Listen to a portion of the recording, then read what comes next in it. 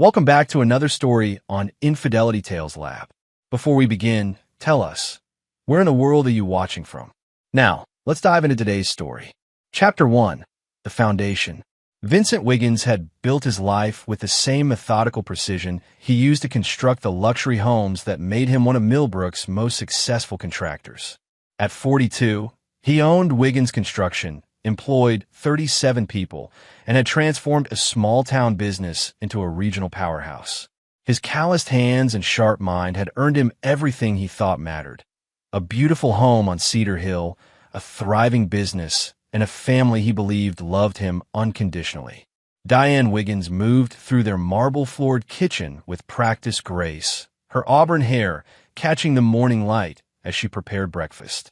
20 years of marriage had settled into comfortable routines, though Vincent sometimes noticed the way her smile seemed to require effort lately. Their daughter Kayla, 19 and home from college for summer break, scrolled through her phone at the breakfast table, her dark hair falling like a curtain between them. "The Morrison project needs my signature today," Vincent said, adjusting his work shirt. "Should be home by 6. Diane nodded without looking up from her coffee. "I'll be at the country club with Marina Brennan. Some charity planning thing." Vincent kissed her cheek, the gesture automatic after 2 decades. Her perfume smelled different, sharper, more expensive than usual. "Love you." She murmured, already distant. Vincent's business partner, Alan North, waited in the truck outside. They'd been friends since high school, building their construction empire from nothing but determination and Alan's knack for numbers. Alan's weathered face showed concern as Vincent climbed into the passenger seat. "You look like hell, Vince. When's the last time you took a real day off?" "After the Morrison contract closes.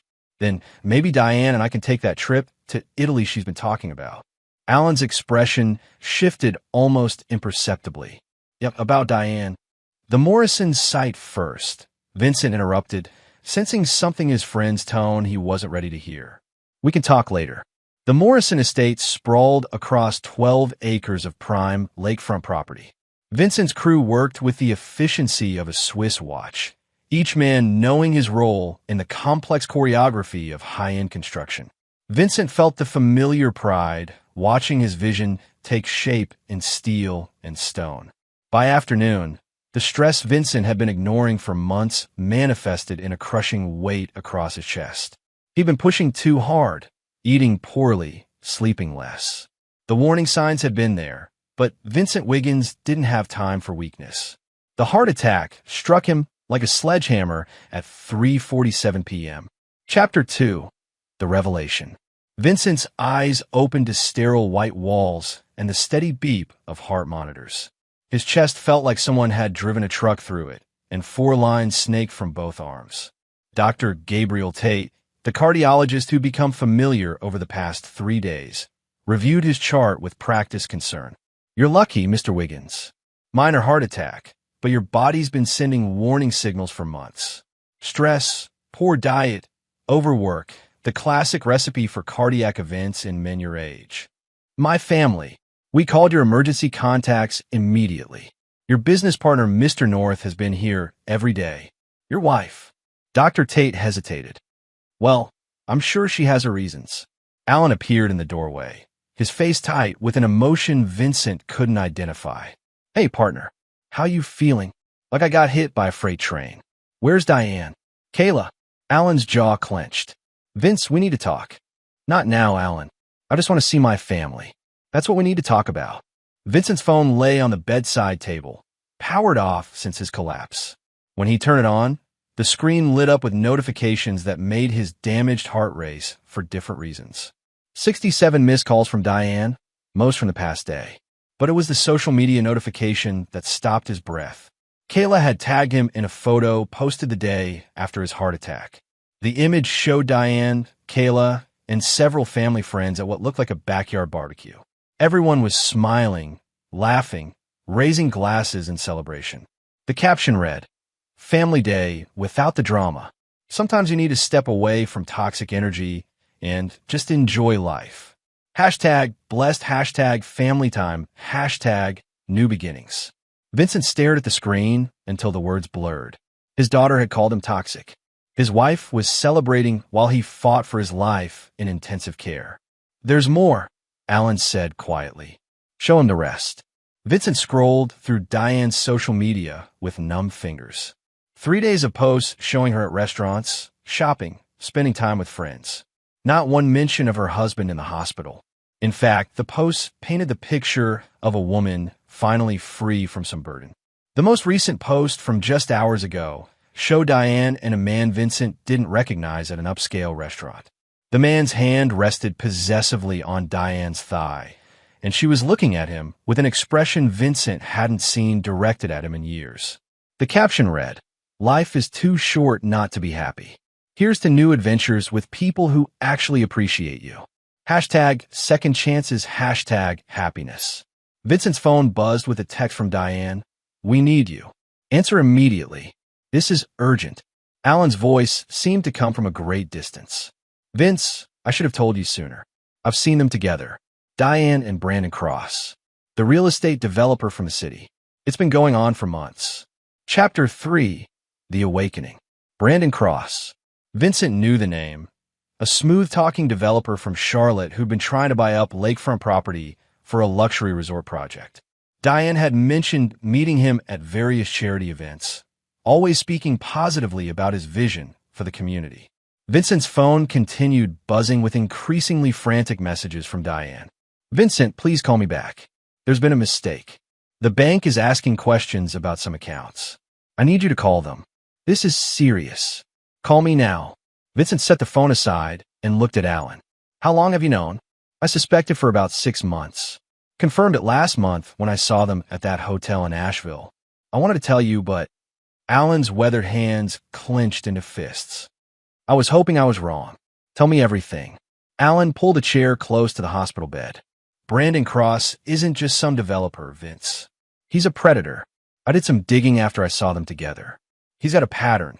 Targets married women with wealthy husbands, particularly those in construction or real estate. There was a woman in Savannah whose husband owned a development company. Cross had an affair with her, convinced her to get her husband to invest in a project, then disappeared with both the money and the wife. The husband lost everything. Vincent's mind, despite the medication and pain, began working with its usual methodical precision. What else? Diane's been changing, Vince. New clothes, expensive jewelry, different hair. She's been going to the city twice a week for charity work. I ran into her once at that fancy steakhouse downtown. She was with Cross, and they looked intimate. The heart monitor's beeping increased as Vincent's blood pressure rose.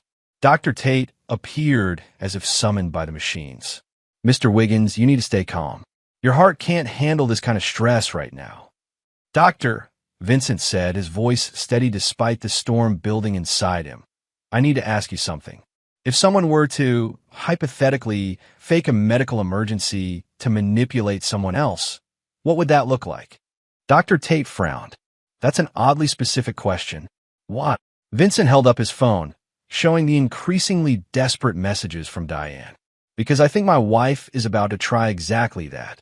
As if on cue, his phone rang. Diane's contact photo, a smiling image from their last anniversary dinner, filled the screen. Vincent looked at Alan and Dr. Tate, then answered. "Hello, Diane." "Vincent, thank God.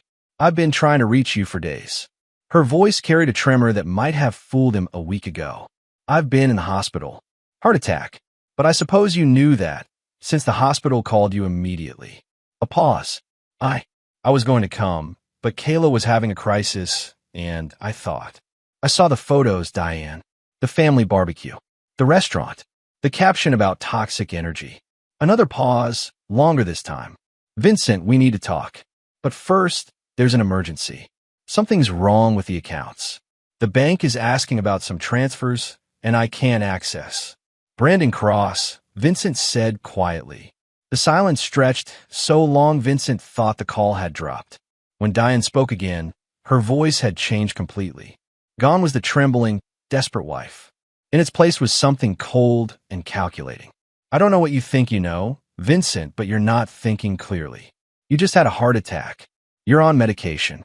Maybe you should focus on getting better before you start making accusations." Vincent felt something shift inside him, like a structure finally collapsing after long deterioration. The man who'd built his life on trust and loyalty was dying as surely as if his heart had stopped completely. What was being born in his place was something altogether different. You're right, Diane. I should focus on getting better. Don't worry about the bank accounts. I'll handle everything when I get home. When will that be? Vincent looked at Dr. Tate, who held up 3 fingers. 3 days. Good. We'll talk then. And Vincent, I love you. The lie was so smooth, so practiced, that Vincent almost admired its craftsmanship. I love you too. He hung up and turned to Alan. I need you to do something for me. Quietly. Anything. I want to know everything about Brandon Cross. Every business deal, every relationship, every parking ticket. And I want to know exactly what Diane's been doing for the past 6 months. Bank records, credit cards, phone logs, everything. Alan nodded grimly. What are you thinking? Vincent's smile was nothing like the warm expression his friends and family knew. It was the smile of a man who'd spent 20 years learning how to destroy things as carefully as he built them. I'm thinking that some structures need to be torn down before you can build something better. Chapter 4. The Blueprint. Vincent spent his remaining days in the hospital like a general planning a campaign. Alan brought him laptops, files, and information gathered from their network of contacts throughout the region. What emerged was a picture of betrayal so systematic and calculated that Vincent felt his last reservations about what he planned to do evaporate like morning mist. Brandon Cross was 45, twice divorced, and had left a trail of financial ruin across 3 states. His method was always the same. Identify wealthy married women unhappy with their lives, seduce them with promises of excitement and freedom, then use their insider knowledge to destroy their husbands' businesses before disappearing with whatever assets he could liquidate. Diane hadn't just been unfaithful. She'd been systematically feeding Cross information about Vincent's business, client lists, and financial arrangements. Bank records showed she'd been siphoning money from their joint accounts to fund Cross's lifestyle. The expensive jewelry, the new clothes, the restaurant bills, all paid for with money Vincent had earned through 20 years of backbreaking work. But the discovery that truly transformed Vincent's grief into something harder and more dangerous was a recorded phone conversation Alan had obtained through his connections at the phone company. Diane and Cross, planning their next move while Vincent lay unconscious in intensive care.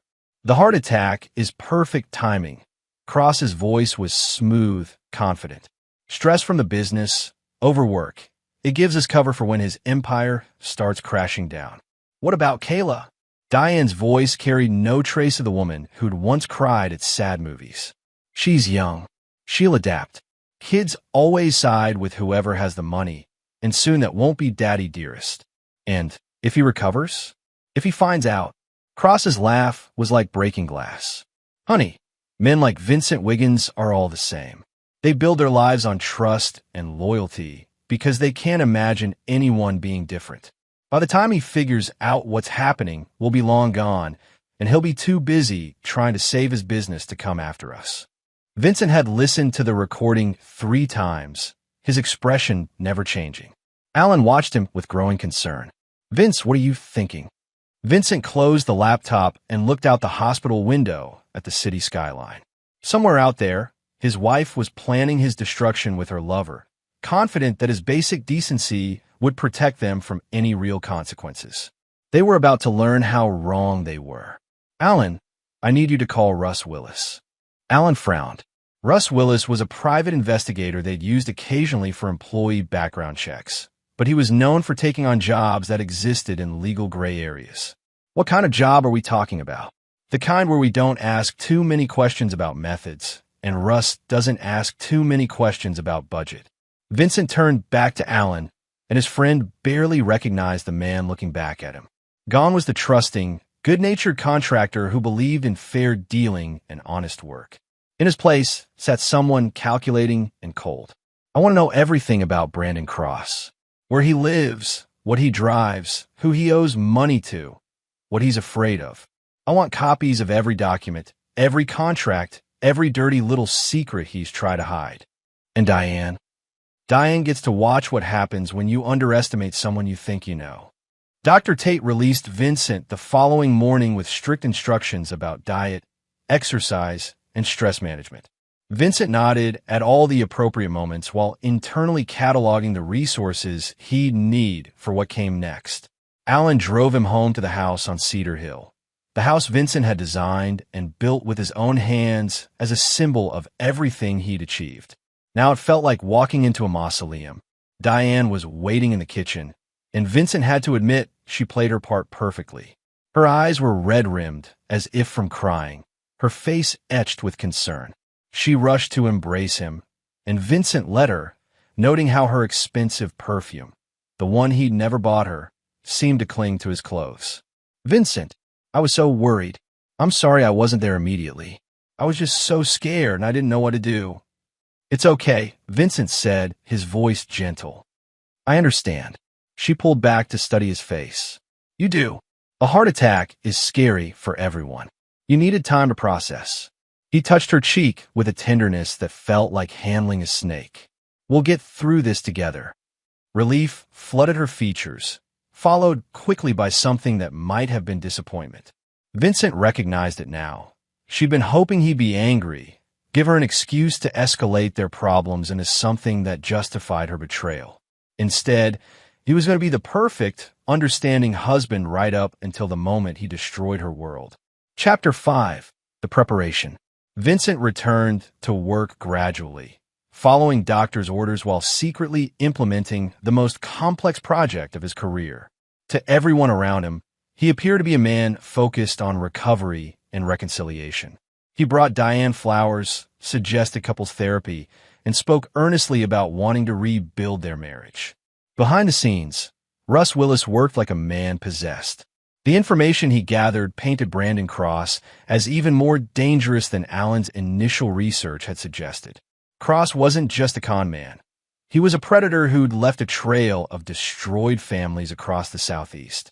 "This guy's a piece of work," Russ reported during a clandestine meeting at a construction site outside town. 3 previous marriages, all ending with the wives cleaned out financially. He's got gambling debts in Vegas, owes money to some very unfriendly people in Miami, and there's a warrant out for his arrest in Georgia for fraud. What kind of fraud? Investment scam. Convinced a bunch of retirees to put their savings into a resort development that never existed. Took them for about $2 million before disappearing. Vincent absorbed this information with the same methodical attention he gave to building specifications. What about his relationship with Diane? They're not being subtle anymore. Meeting twice a week at that boutique hotel downtown. She's been using your credit cards to pay for the rooms.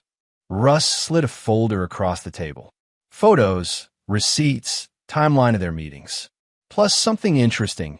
Cross has been pressing her to get you to invest in his lakefront development project. Vincent opened the folder and studied the photographs. Diane and Cross in intimate conversation over dinner, walking hand in hand through the hotel lobby, kissing in the parking garage. But it was the final photo that made Vincent's blood run cold. Diane handing Cross what appeared to be documents from Vincent's office safe. "Those look like the Morrison Project blueprints," Vincent said quietly. $1 million project, right? Cross has been trying to poach your clients for months. Word is he's underbidding you on jobs using insider information. Vincent closed the folder and looked at Russ. "I need you to do something else for me. It's going to require some creative interpretation of privacy laws." Russ grinned. "My favorite kind of job. What do you need?" "I want Brandon Cross to believe he's about to get everything he's ever wanted. And I want Diane to believe she's finally free to pursue her happiness." Vincent's smile was arctic. "Then I want to take it all away from them, piece by piece, until they understand what they've really lost." That evening, Vincent announced to Diane that he'd been reconsidering his business strategy. Perhaps it was time to think bigger, take on more ambitious projects. He mentioned, almost casually, that he'd heard about a lakefront development opportunity that might be worth exploring. Diane's eyes lit up with an interest she hadn't shown in his business for years. "What kind of development?" "Luxury resort. High-end clientele. The kind of project that could set us up for life." Vincent watched her face carefully. "I met the developer at the hospital benefit last month. Brandon Cross. Seemed like a sharp guy." "Brandon Cross." Diane's voice was carefully neutral. I think I've heard that name. Really? Where? Oh, around. Charity events, I think. She turned away to hide her expression. What kind of investment would something like that require? Significant. Maybe liquidate some of our assets, leverage the business. It's risky, but the returns could be enormous. That night, Vincent lay awake listening to Diane type messages on her phone in the bathroom. He knew she was telling Cross that their plan was working perfectly, that Vincent was about to hand them everything they needed to complete his destruction. They had no idea they were walking into a trap 2 decades in the making. Chapter 6. The Foundation Cracks. Vincent's first move was to contact his lawyer, Julius Page, under the pretense of updating his will after the heart attack. In reality, he was restructuring his assets in ways that would prove crucial in the coming weeks. The family home, the business, the investment accounts. Everything was quietly repositioned to give Vincent maximum control when the time came to act. Meanwhile, he played the role of the eager investor, scheduling meetings with Brandon Cross to discuss the lakefront development. Cross was everything Vincent had expected, smooth, confident, and completely convinced of his own superiority. He spoke about the resort project with the enthusiasm of a true believer, painting visions of luxury accommodations and high-end clientele, while subtly probing for information about Vincent's financial situation. The beauty of this location, Cross said, spreading architectural renderings across Vincent's office conference table, is that it's currently undervalued. The previous owners didn't understand its potential. Vincent studied the plans with the eye of someone who'd been in construction for 20 years. The designs were impressive, but fundamentally flawed. The foundation specifications were inadequate for lakefront construction. The drainage system would fail within 5 years, and the projected costs were at least 30% below what the project would actually require. Interesting approach to the structural engineering, Vincent said mildly. Have you had these reviewed by a local firm familiar with lake effect soil conditions? Cross waved dismissively. My team has handled dozens of waterfront projects. Sometimes local contractors get too conservative, afraid to think big. Vincent nodded as if convinced, while mentally noting that Cross's team probably existed only on paper. The man was planning to take Vincent's money and disappear long before anyone noticed the project's fundamental impossibility. What kind of initial investment are we talking about? For someone of your reputation and resources, I want you as a primary partner. $2 million to start, with additional investments as we reach development milestones. $2 million, roughly what Vincent could access quickly without triggering lengthy legal processes. Cross had done his homework. I'll need to discuss this with my financial advisors, Vincent said. And my wife, of course. Big decisions like this affect the whole family. Cross's smile was predatory.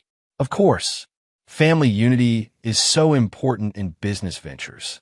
That evening, Vincent shared the day's developments with Diane over dinner. He watched her performance with newfound appreciation for her acting skills. The careful questions designed to seem supportive while gathering intelligence. The enthusiasm that seemed genuine but felt calculated. $2 million is a lot of money, Vincent. Are you sure this is wise so soon after your heart attack? The doctor said I need to reduce stress, not eliminate ambition. Besides, this could be our chance to really secure our future. Kayla's education, our retirement, maybe that house in Tuscany you've always wanted. Diane's eyes softened at the mention of Tuscany. And for a moment, Vincent glimpsed the woman he'd fallen in love with 20 years earlier. The recognition brought no warmth, only a clinical interest in how completely that woman had been replaced by someone else. If you think it's the right move, she said, reaching across the table to squeeze his hand. I trust your judgment. The lie was so smooth, it was almost artistic. 2 days later, Russ Willis called with news that accelerated Vincent's timeline considerably. Cross is getting antsy. He's been making calls to some associates in Charlotte, talking about wrapping up his business here and moving on. I think he's planning to take your money and run sooner than we thought. How much sooner? Word is he's got a flight booked to the Cayman Islands next Friday. One way. Vincent felt a familiar sensation, the same focused calm that came over him when a project reached its critical phase. All the planning, all the preparation, All the careful positioning was about to be tested. What about Diane? According to the surveillance, she thinks she's going with him. They've been looking at properties in Georgetown, talking about starting fresh somewhere without extradition treaties. Vincent closed his eyes and took a deep breath.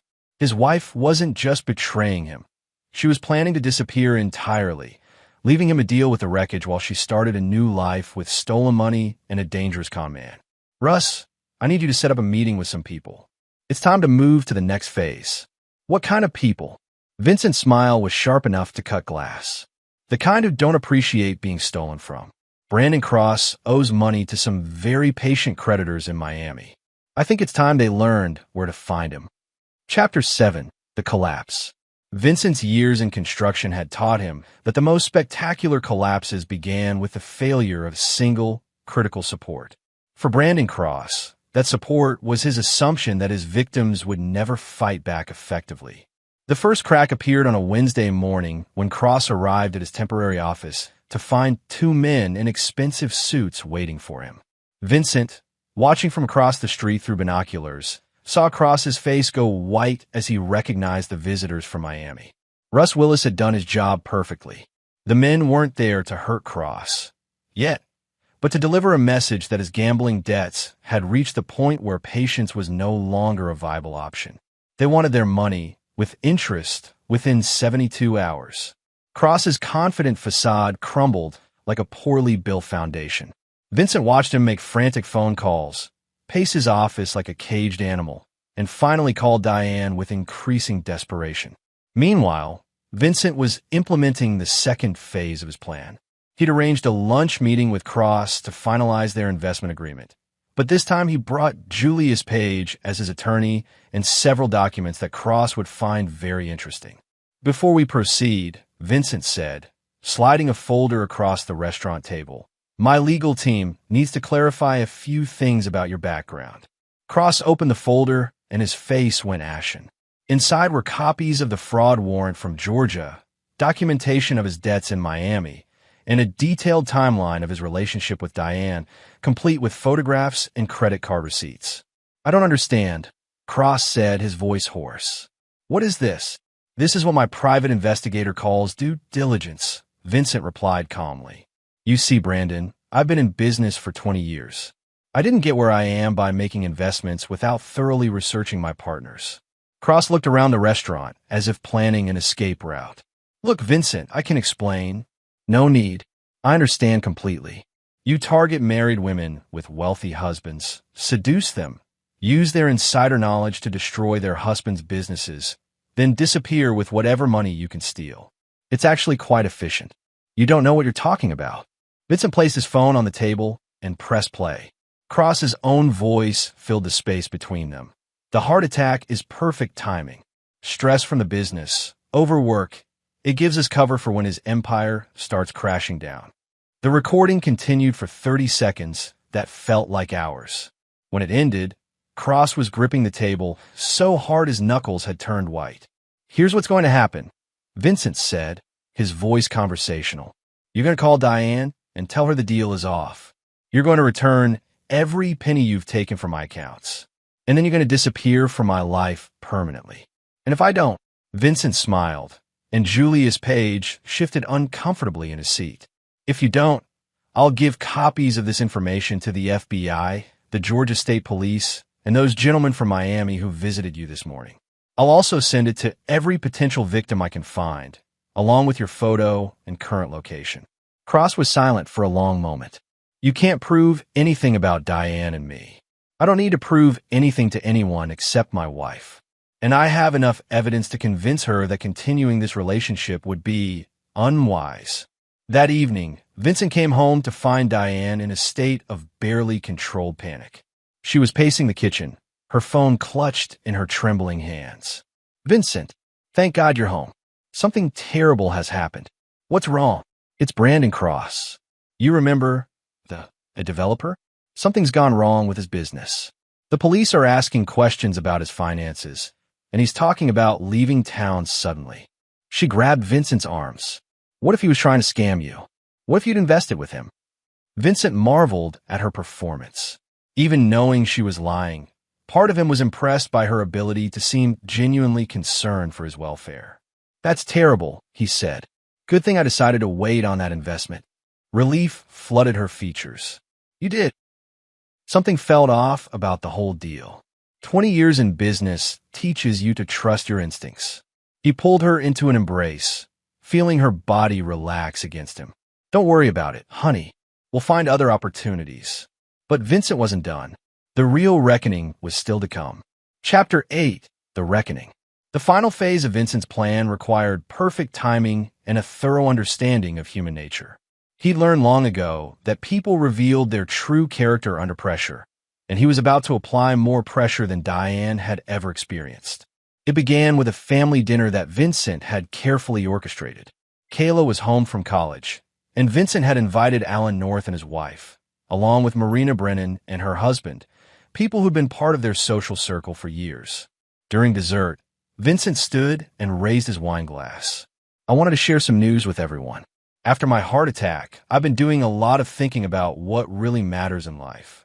The table fell silent, everyone expecting a speech about family and second chances. "I've decided to make some major changes.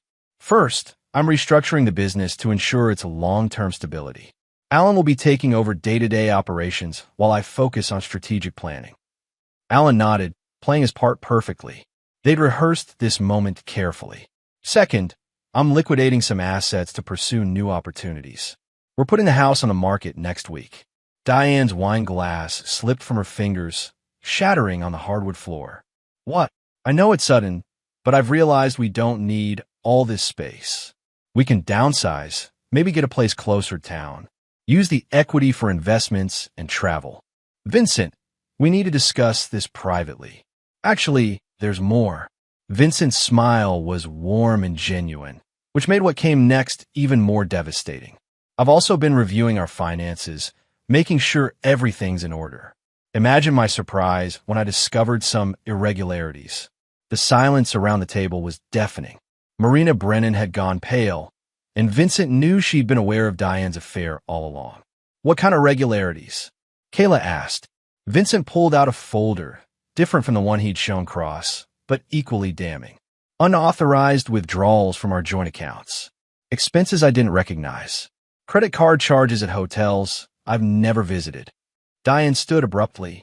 "Vincent, please. Not here. Not in front of everyone." "Why not? These people are our friends. They deserve to know the truth about what's been happening in our marriage." Vincent opened the folder and spread photographs across the dinner table. Images of Diane and Brandon Cross at restaurants, hotels, walking hand in hand through downtown Charlotte. The timestamps showed dates when Diane had claimed to be at charity events or visiting her sister. Kayla stared at the photos, her face cycling through confusion, recognition, and horror. "Mom? Who is this man?" "His name is Brandon Cross," Vincent said gently. "He's a con artist who specializes in seducing married women to gain access to their husband's finances. Your mother has been having an affair with him for 8 months." "That's not true." Diane's voice was shrill, desperate. "Vincent's been stressed since his heart attack. He's not thinking clearly." Vincent placed his phone on the table and pressed play. Diane's own voice filled the room.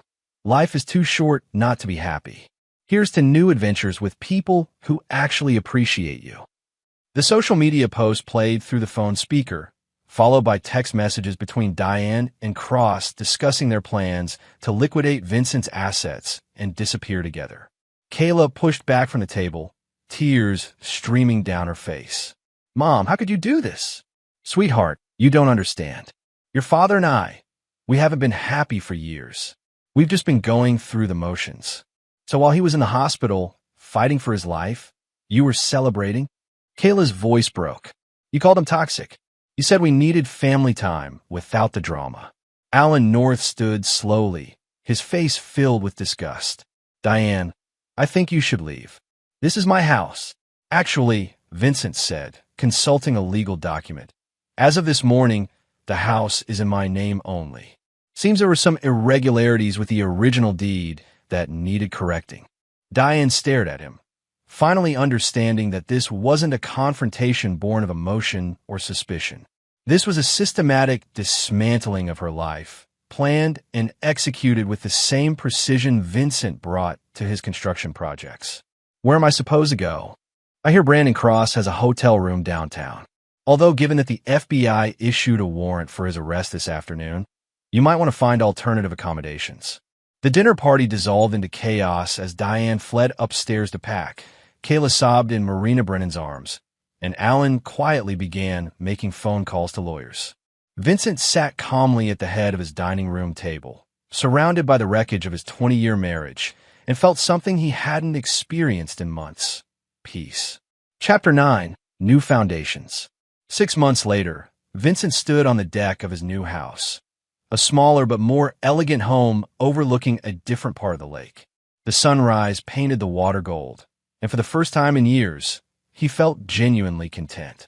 Kayla had transferred to a local university to be closer to him, their relationship stronger than it had ever been.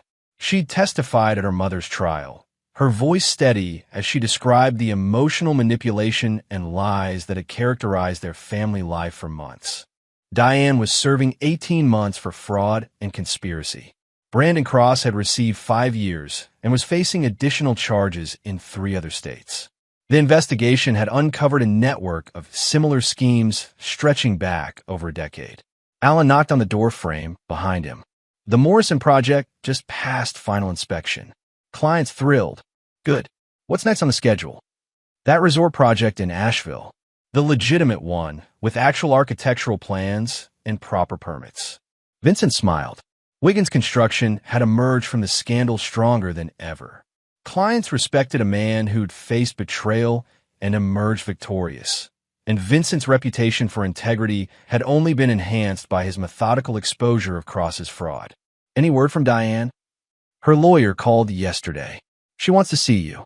Prison visitation. Vincent considered this. 6 months ago, the request would have filled him with rage or pain. Now it simply felt irrelevant. Tell him no. I'm busy building something new. Alan studied his friend's profile. Any regrets? Vincent thought about the question seriously. 20 years of marriage, a daughter he adored, a life he'd built with his own hands, all of it poisoned by betrayal and lies. But from the ashes of that destruction, he'd built something better, a clearer understanding of his own strength, a business freed from the complications of deception, and relationships based on honesty rather than convenience. You know what I learned from all this? Vincent said finally. What's that? Sometimes the kindest thing you can do for someone is to let them face the consequences of their choices. Diane spent months convinced that I was too weak, too trusting, too decent to ever fight back effectively. She confused kindness with weakness, patience with stupidity. Vincent turned to go inside, then paused. The truth is, I didn't destroy her life. I just stopped protecting her from the life she chose to build. Everything that happened after that was the natural result of her own decisions. As he walked through his new home, smaller than the old one, but built entirely for himself, Vincent felt the satisfaction that came from a job completed correctly. He'd torn down a structure that had become unsound and built something better in its place. Outside, the lake reflected the morning sky like a mirror, its surface unmarked by the storms that had raged across it in previous seasons. Vincent poured himself coffee and began reviewing the plans for his next project, a community center for at-risk youth, funded by the money he'd recovered for Brandon Cross's scheme. Some foundations, once cracked, could never be repaired. But from the rubble of what had fallen, it was always possible to build something stronger, something that would last. Vincent Wiggins had learned to build many things in his 42 years. Now he was building the most important structure of all, a life based on truth, surrounded by people who deserved his trust, and protected by the knowledge that he would never again mistake silence for peace or loyalty for love. The sunrise painted his new world in shades of gold and possibility, and Vincent Wiggins began another day of building something that would last. And there you have it. Another story comes to an end. What did you think? I'd love to hear your thoughts in the comments below. If you enjoy this story, consider joining our community by subscribing. It means the world to us. For more stories like this one, check out the recommended videos on screen, and I'll see you there.